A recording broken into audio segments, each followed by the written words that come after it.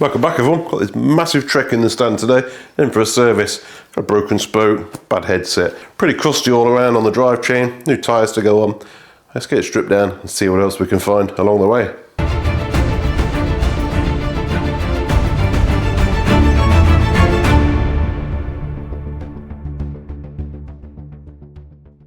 Remember I had another Trek in, the crusty one. I think this might be related. We've still got mould growing on these jockey wheels. It's it's pretty grim to be fair. Chain is actually in spec, so that'll just be cleaned along with this cassette. Pull the cranks and get all this cleaned up as well. We're not going down to the full bare frame on this one. It is more of a basic service, but there's a fair few bits that need some attention, that's for sure. Got a broken spoke in this front wheel. Customers actually supplied me with some brand new wheels. However, we'll be repairing this one as well as fitting those. And there's definitely some play in this headset as well, so we'll have all this out. It's not really internally routed, so this is a 3-minute job rather than a 2-hour job. 2-hour job, 2-hour job. So we'll have a look at that one. There's a lot of play in that headset. So without further ado, I'm going to just power through this one. I'm a little bit up against time. I've got to get this finished and edited for you in about 2 days. No pressure. We'll get the wheels out. Oh my God, that's tight. So they give you a lever on this, but wow, this wheel's, that's just ridiculous. So if you take that out, you'll see it's actually just an Allen key. So you just get a longer Allen key and get your normal 6mm. It gives you much more leverage. There you go. Easy. Looking at the brake pads, there's loads of life left on there. They're also a bit mouldy though. Again, we'll clean all this up. What is it with these Treks? That's the second one like this. Front wheel off as well. Like I say, I didn't know he's bringing me some wheels. I thought it was going to be just a spoke repair, but we've got a brand new set of Hunt wheels to go on, so never mind. I'll take the cranks out, but that's pretty much as far as we'll go in regarding taking bits off. Give it a clean. I know everyone's going to say, how can you bring a bike in that condition? Honestly guys, it really doesn't bother me. I'm going to clean the bike anyway. I'll clean every millimetre of it just to inspect for any damage, so it really doesn't concern me. Comes with the job, I guess. I probably need to start charging for cleaning, but maybe one day.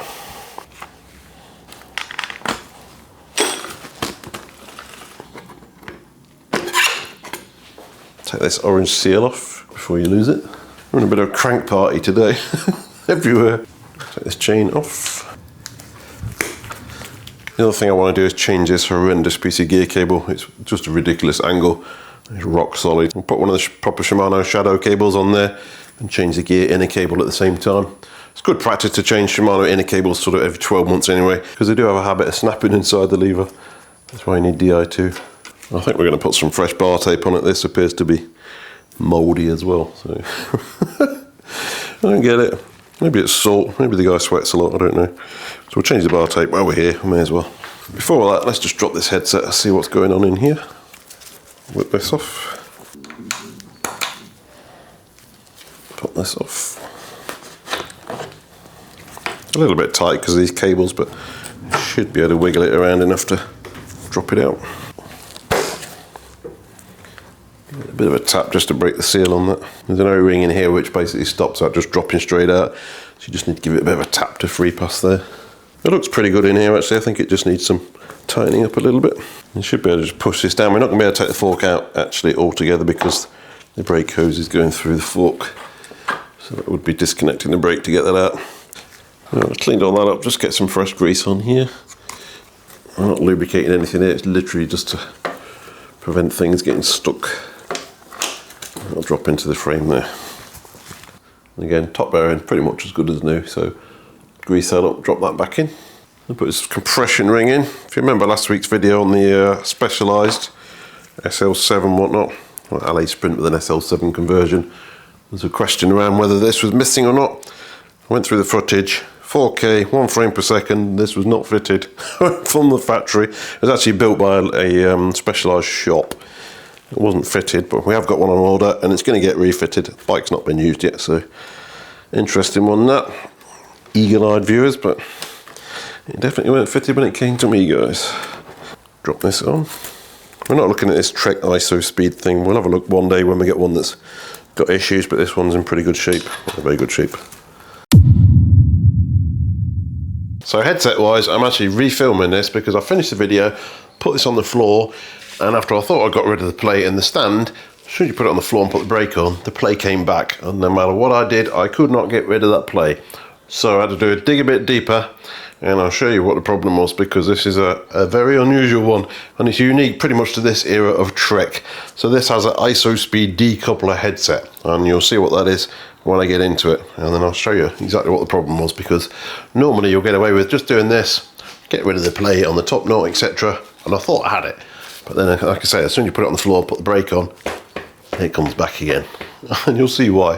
So I'll show you what I do, because it's very, very involved, this one is, and yeah, you're not going to see many of these around, fortunately. I think they abandoned it pretty much after the first year by the sounds of it. So you take it apart, same as normal. A lot of this is loose because I've literally just reconstructed it to show you what the problem was. So you can unhook these from this little bracket here. Gives you a bit more slack in these cables, like that. So they just unhook out of there, gives you a lot more slack to play with then. Take the stem off. Take your spacers off, just the usual. Nothing different about this bit. Then there's a shim, and your compression, and a bearing. And then there's a red bit, and then there's another red bit, and then there's lots of red bits. I'll show you. You need to get this cover off first without breaking it. I use a plastic, basically pick, sort of a pry bar. And just be very careful, one side at a time. You don't want to break this. It's just clipped on. Like that. Go around the other side, pop that off. That comes off. There's a little clamp here that holds these cables as well. Take this off. It's on a Torque T20. You'll see everything's freshly greased as well, because I've done this job about 6 times now. But now I know what the issue is and how to do it, I'll show you. The first one I've seen, I'll be honest with you. Take that out. And then this is just a bit of a seal. And then you get into the fun bit. So this part here is designed to pivot on itself like this kind of thing. I don't fully understand the system, I'll give you that, but the idea is to decouple it and give it some basically shock absorption from the road, I believe. But like I say, I think they abandoned it after the first year, because, yeah. Anyway, so you've got to get this out. So you can push the fork out. Now we've took all this out, you can push the fork pretty much all the way out. You are still restricted by the front brake. The hose is holding that on, but we can push most of this out now. And now you've got the slack in this hoses. Just keep going. This bit will come out then, and then we've got to get this bit out.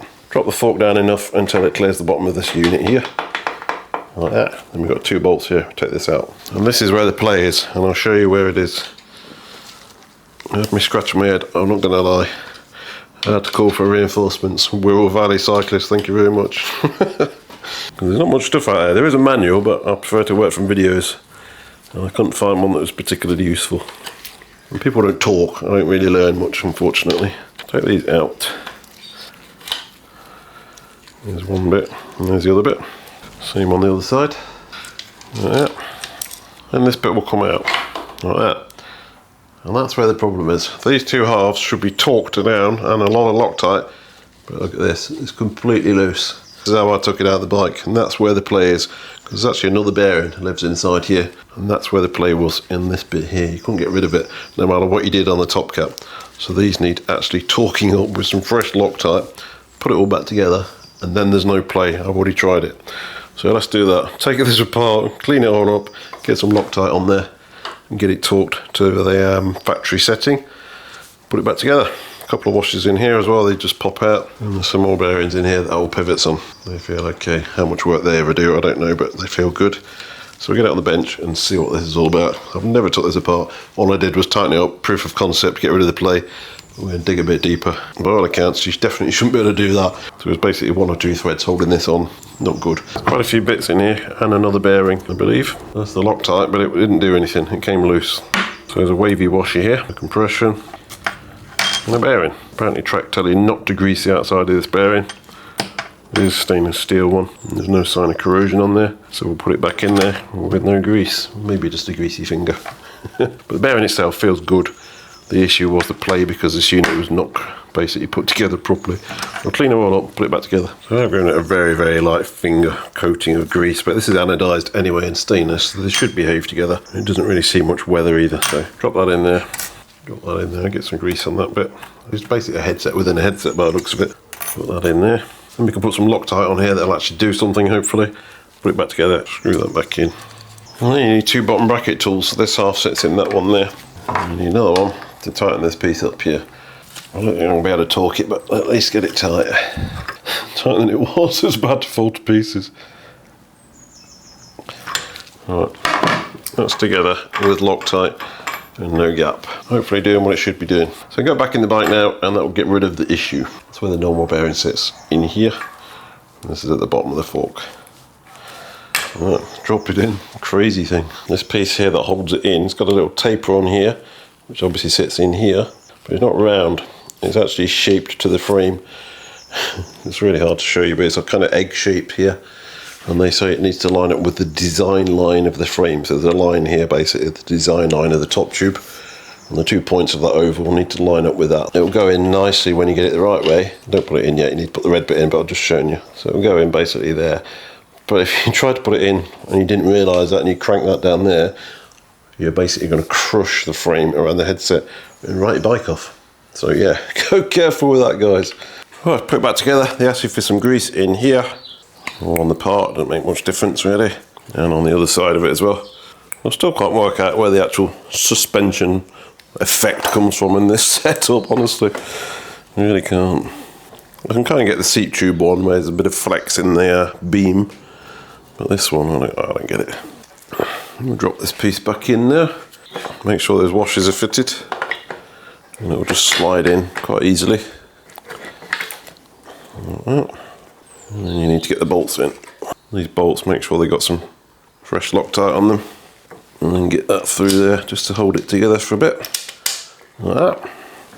Drop the other one in. And this piece I was showing you needs to go into here. Put the Allen key through the middle of that into the bolt that's on the inside. Without dropping it. Just get it started before you worry about getting it straight. Easier said than done, but right, that's the thread started. So now you've just got to concentrate and make sure you get that aligned. Well, I'm confident that's in the right place. Just tighten that down loosely for now. Don't fully tighten it yet. And that's definitely in the right place. Put the other one in. And once you've got those in, they ask you to apply pressure from here while you're tightening this. Quite what that does, I don't know. So just tighten those evenly.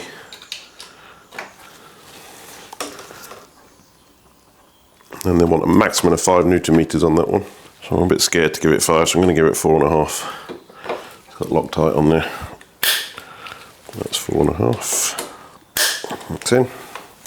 That was also slightly loose when I originally took it apart as well.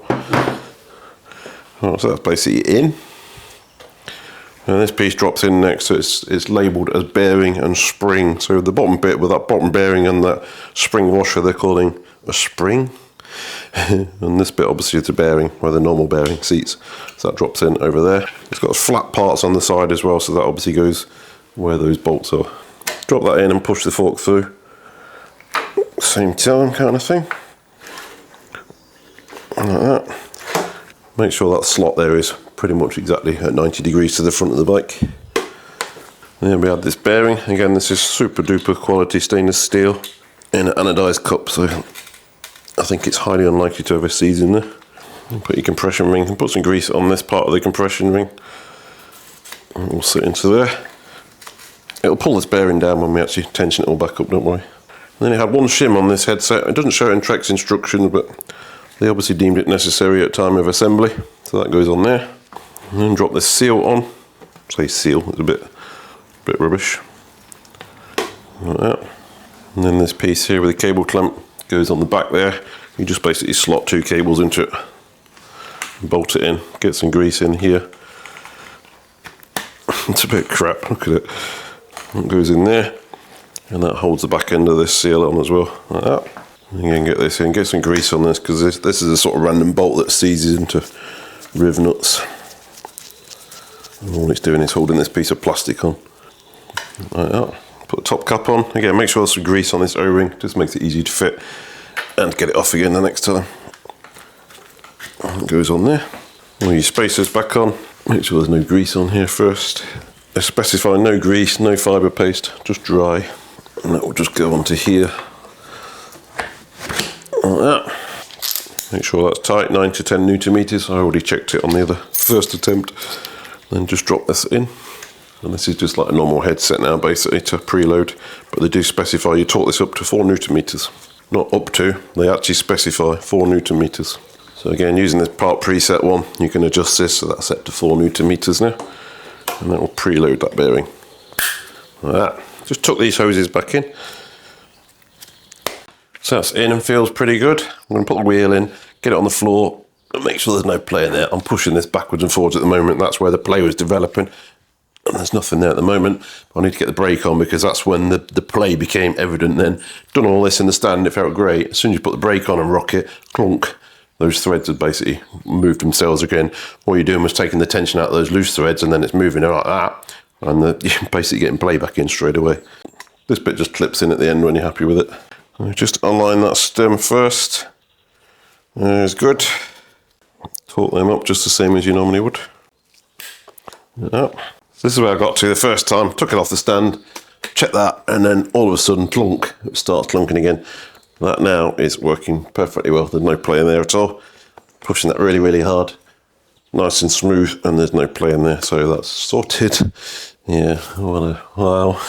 What were they thinking? I mean, I literally can't feel any benefit from that whatsoever. You see videos where people are bouncing up and down on this, but it's got like maybe a millimetre of sort of compliance, but I don't know. I didn't design it. Quick final wipe down. And we can put that cover on. This will just carefully clip on. Like that. And that's it, done. Right. Now back to the video where I think I was just about to tackle a derailleur. Change this gear cable then. Take that out. We're changing this piece of cable here, it's just horrible. I'll take this mech off and clean it up actually. So I really want to change this piece of cable here. However, I was expecting a stop inside the frame, but there isn't one. This goes all the way back to the gear lever. What I wanted to do is change it for the Shimano OT RS900, which is a super flexible cable, which would make the curve way, way better.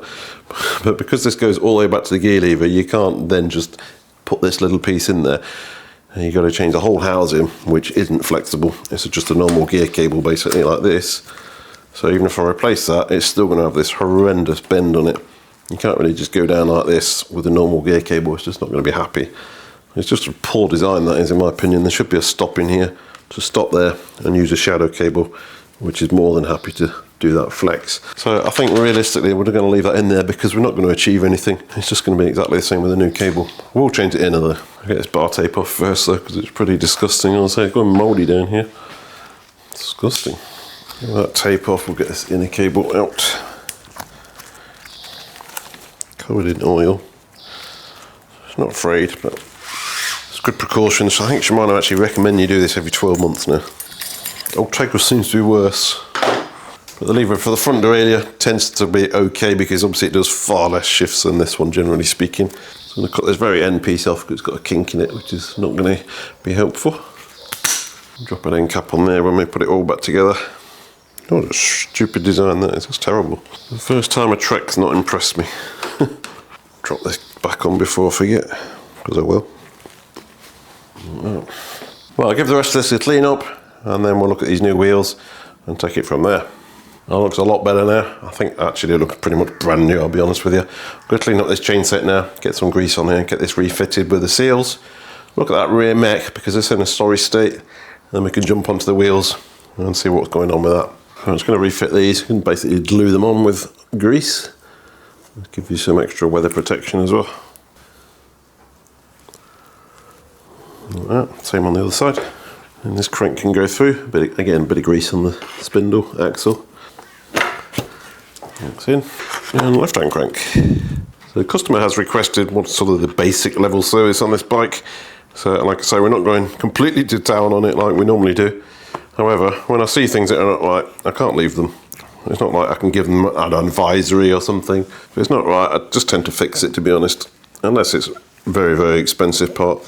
People never quibble about £20 bar tape and stuff like that. Ever. Just take that preload up.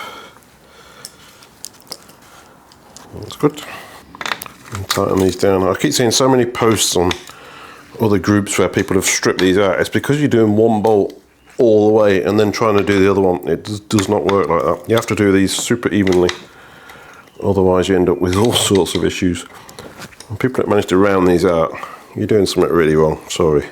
I've done thousands of these. You just got to take your time like this and then torque it up. Again, even with the torque wrench, just keep going, just don't keep cranking it all the way down.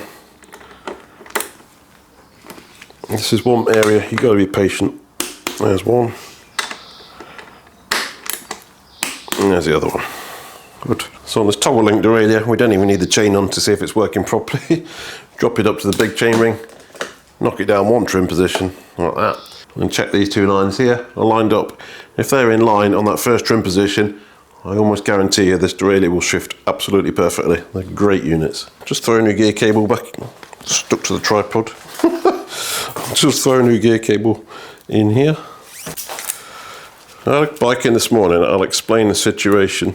Customer had the wheel in the bike and then he took the wheel out to put it into a trainer, and then all of a sudden he was locked into the smallest sprocket on the back. Whatever he did, this gear lever was lock solid. So he brought it to me and this had 11 clicks left in it basically. So what had happened by the looks of it, is he took the wheel off and while he was fitting to the trainer, he pushed the derailleur all the way over, which created slack in here, which allowed that to pop out and go into the top of the lever. I've seen it 3 or 4 times now, because under normal circumstances there's no way that will be able to pop out of there unless you're creating a massive amount of slack. While you fit into the trainer, you push the derailleur over to get it over the sprocket, you pushed it all the way to first gear basically, created this slack and it's popped out of its housing there, and then you put it back on and basically it's hidden inside the lever above its housing there and it's never going to shift. So basically you have to pick it back out of here, hook it back into its housing, which is there, never coming out of there, and then it'll work. I've seen it a few times now and I think that's how people are doing it, because under normal use it would be impossible for that to fall out. Anyway, I thought you might find that useful. This is a stainless steel die-drawn cable. I never lubricate these because they're so slick and they don't need anything. They're fantastic cables. Right, that's all the way through now. Just going to give that a pull. You see how it's just popped out there, so just going to make sure that sits back where it should be whilst pulling it at the back. So a pick's useful, you just got to do that and then you go like that. This little cover on the back's fell off. It's got a little clip on here. These are pretty rubbish, they just fall off and break. It doesn't do a great deal though, guys. It will still locate in there and the rubber hood will hold it in place. Right, push that back. Obviously we've got to wrap the bars, but we need this out of the way so we can set the gears, otherwise it fails with this lever. Like that. So a quick pause for a minute just to say a massive thanks to Sport and Leisure for sponsoring today's video. So you know there's nothing worse than being right in the middle of a job, only for everything to come to a grinding halt because the part you ordered said it was in stock. It wasn't in stock, was it? Weeks away, often not even in the same country. That's exactly why I use Sport and Leisure. So they're based right here in the UK, their stock levels are 100% live, says it's on the shelf, it's on the shelf. Get your order in before 3 PM and it's dispatched the very same day. Free delivery on all UK orders. Plus next day delivery, only £2.50. Brilliant, when you just need to crack on with the job. They've also updated the channel discount for you, so if you head over to sportandleisure.com/BCR or scan this QR code on the screen, they'll generate a 10% discount at checkout off your first order. If you're buying parts anyway, it's an easy way to save a bit of cash. The link's in the description below. And massive thanks again to Sport and Leisure for continuing to support this channel. Let's get back to this big boy. Look at this derailleur, I really don't know what's going on with this, it's literally gone mouldy. You'll see down here, look, there's literally mould. So I don't know what's going on with this. That's the second 105 I've seen like this. As I say that on the other one as well, the other Trek. It's in a pretty sorry condition. So we'll give it all a good clean. I mean, I don't think it's lubricant, I don't think it's moisture, I don't think it's salt. We don't live near the sea, we're in the middle of the UK. But yeah, so get it all cleaned up, get it back on the bike, and I'll speak to the customer when he collects it, see where he's actually storing the bike. It may be in a sort of a damp shed or something, I don't know, but the rest of the bike's in pretty good shape apart from the bar tape. Yeah, a bit strange. Anyway, I'll get it cleaned up and we'll carry on. I'm just going to take it apart, it's going to be easier. Jesus, tight.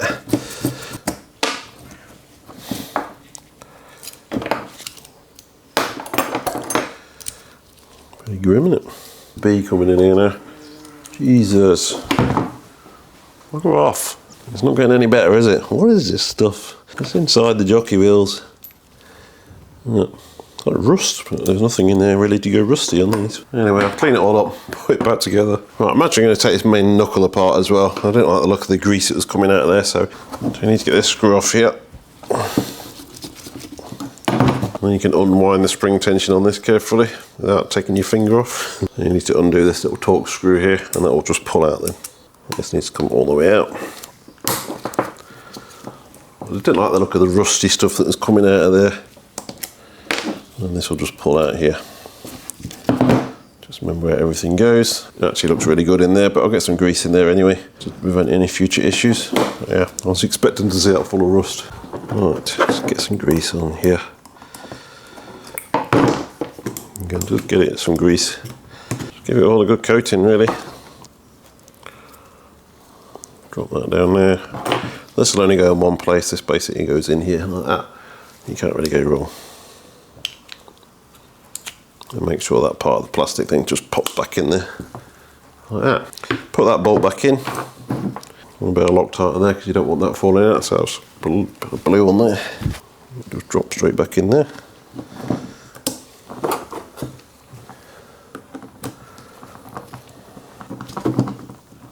Like that. And we basically wind the spring tension back in. So wind that around there and you'll feel it. You need to flex this out at the same time. That'll basically sit there. Get a bit of Loctite on that other screw, get that back in. Flex that open way, get this screw started. Ow, ow, ow, ow, ow, ow. Can be a bit challenging. The guide pulley, the top one, it'll say on it guide pulley. Again, I drop a Loctite on these bolts. G pulley goes at the top, drop the bolt through there, and then just drop it on. That's a good aim, isn't it? Nip that up loosely at the moment, get this one in. Some of these are directional, this is not marked, but I want to see how much difference it makes on a jockey wheel. Spin that in, and then torque it in there. Fairly tight on these, you definitely don't want these falling out. And then go back to that one. Nip that up. Right, and you see corrosion down here as well. This is all corrosion under the paint. This is what I see on 105 quite a lot. How old is this derailleur? Let's have a look. A little sticker in there is the production code. So UA is 2023. So this derailleur is what, 2.5 years old. Just going to get some lube on these pivots now. It's really for corrosion resistance more than lubrication. These are pretty much self-lubricating, but this stuff does help with corrosion. So this thing needs all the help it can get. It looks a bit better than it did. Get it back on the bike. Put a bit of grease on your mounting point. I do show you this every time, I know. Like I say, just be careful with these 2 points here. What you don't want to do, and it will let you do, is put it on like that. That's incorrect. It must be on this one here. We'll set against that stop there, and then nip it up onto there. I'll get this gear cable on there, refit that end cap onto the cable and go through the mech. So that's on. I've pushed a bit of this back into the frame, because there's plenty of slack actually. And it's a bit straighter, but I'd much prefer a run from here to here with a piece of flexible cable, but it's not an option on this one unfortunately, but that will work. And make sure the gear lever is in 11th, which it is. Or is this 12 speed, I don't know. 11, yeah, 11.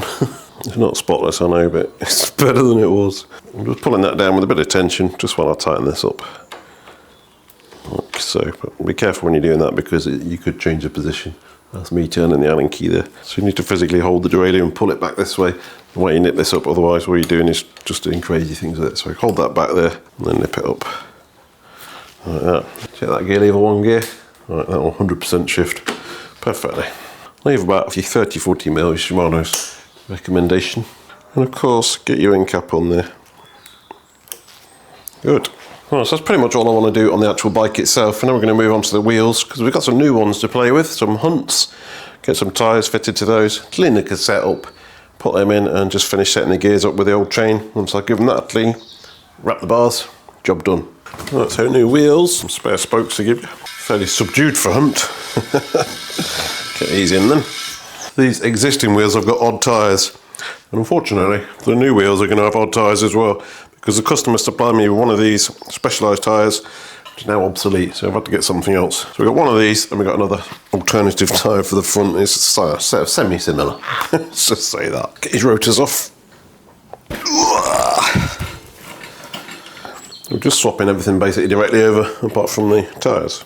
I don't know the reasoning for having new wheels rather than just a spoke repair, but yeah. Like I say, we'll repair that front wheel anyway, so he's going to have a spare pair of wheels.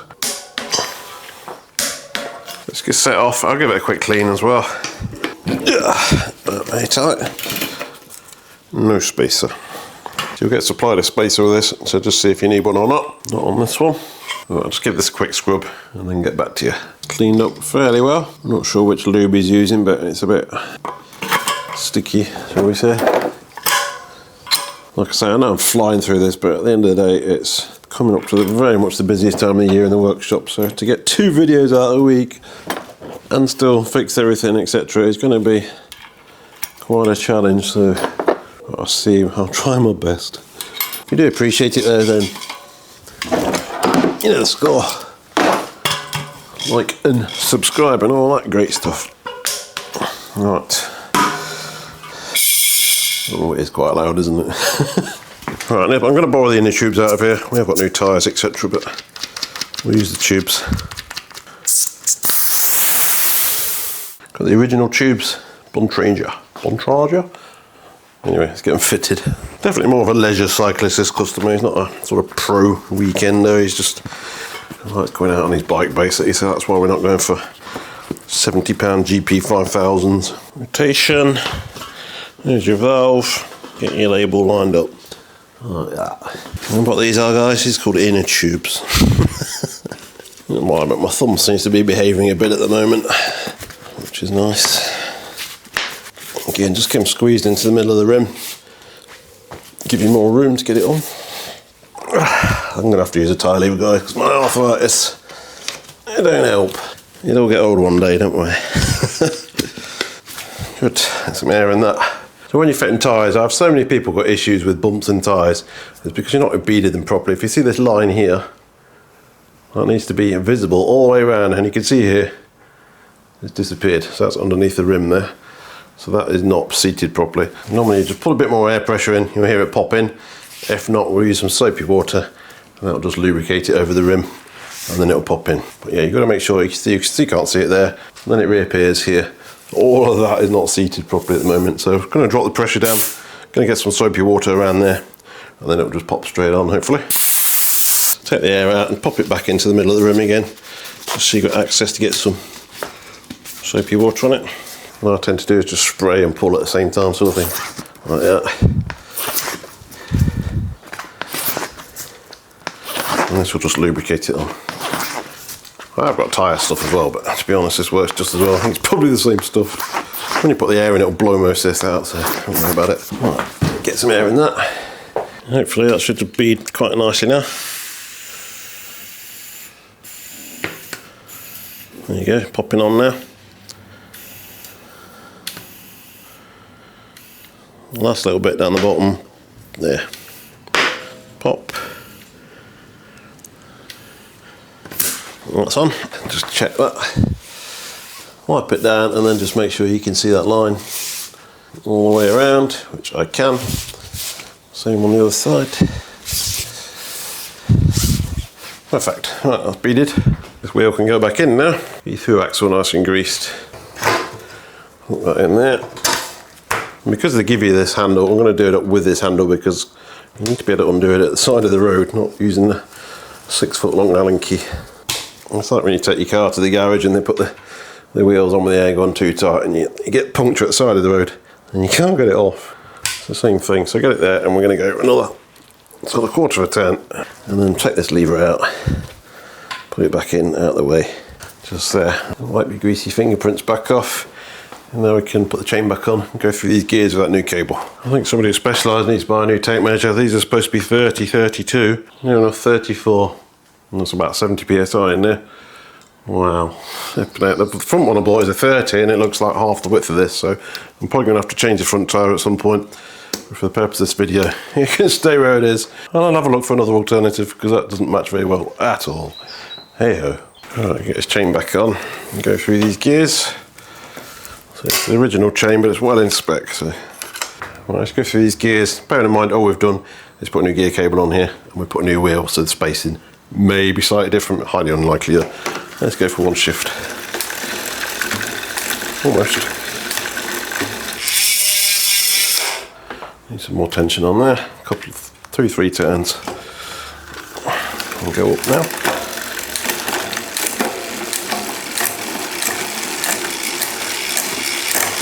Straight up there.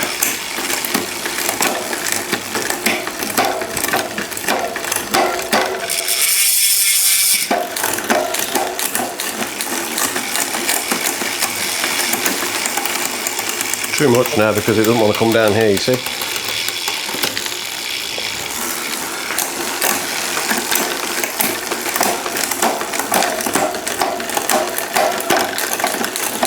Very good. Check the fronts.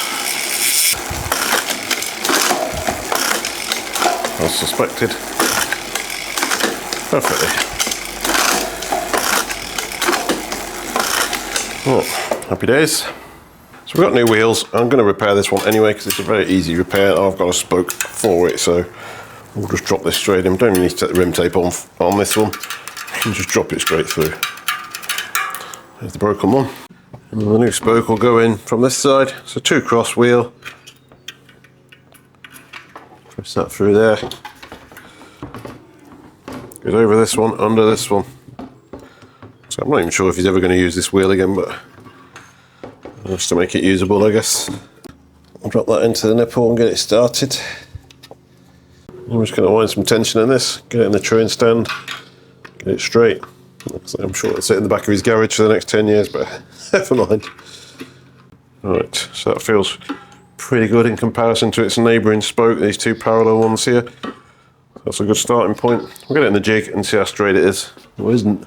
It's definitely got a buckle, but the dish is absolutely miles out. I could see this when it was in the frame when it actually first came in, when it was in the fork. Those gaps should be equal. It's dished way over this side, so this is the new spoke here. So I've pulled that out there. They're all very, very tight already, so. Right. It's not the straightest thing in the world, granted, but it will do for an emergency. Like I say, I doubt this is ever going to leave the garage, but if he does need it, it's usable. Right, this is pretty much ready now. All I need to do is wrap these bars. Ignore this front tyre. I'm taking it off and changing it. I'm not happy with what I put on there. There's another one coming for that tomorrow. Apart from that, back end's looking really good. I'm just going to throw some lube on that chain, and then we're back there. I'm still waiting for the call from Finish Line, guys. It's not happening yet. I'm just going to clean these up a bit before we get them wrapped, because they're still a bit cruddy looking around here. So going with the Cannondale tape is basically exactly the same as BBB tape. I think it's probably made by the same people, to be honest, but this was £2 cheaper, so I grabbed a box of this while I could. Wraps on really, really nice with the gel backing, so I'll get this on. Actually, it's not quite the same stuff, but it's still really nice. It's got a good stretch to it. Got a cork in it, this one. Very nice tape.